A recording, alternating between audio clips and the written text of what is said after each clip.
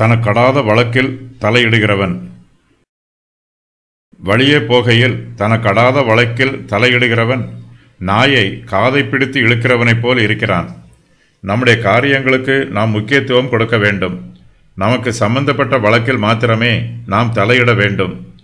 பிறருடைய வழக்குகளில் தலையிட்டு நம்மால் சமாதானம் பண்ண முடியும் என்றால் சமாதானம் பண்ண வேண்டும். அது மிகவும் நல்லது. நாம் பிறரோடு வழக்காடி கொண்டிருக்கக்கூடாது. எல்லோரோடும் சமாதானமாக இருக்க வேண்டும். மற்றவர்களுடைய வழக்குகளில் நாம் தேவையில்லாமல் தலையிட்டால் நமக்கு பிரச்சனை வரும். நாயை காதை பிடித்து இழுத்தால் அது நம்மை பார்த்து குலைக்கும், நம்முடைய கையை கடித்துவிடும். வழியிலே போகையில் தனக்கடாத வழக்கில் தலையிடுகிறவன் நாயை காதை பிடித்து இழுக்கிறவன் போல் இருக்கிறான் என்று சாலமோன் சொல்லுகிறார். சும்மா இருக்கிற நாயை காதை பிடித்து இழுத்தால் அது கடிக்கத்தான் செய்யும். நாம் நம்முடைய வேலையை பார்த்து கொண்டு போனால் அது நம்மை ஒன்றும் செய்யாது.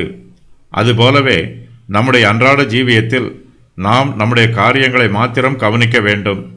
நமக்கு சம்பந்தம் இல்லாத காரியங்களில் தலையிட்டு நம்மை காயப்படுத்தக்கூடாது. நம்மை நாமே சேதப்படுத்தி கொள்ளக்கூடாது. வழியில் போகிற நாயை அதன் காதை பிடித்து இழுத்தால் அது அவனை கடிக்க வரும்.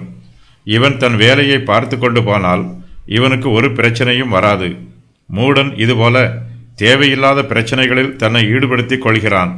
இதனால் மூடனுக்கு எல்லோரோடும் பிரச்சனை உண்டாகிறது.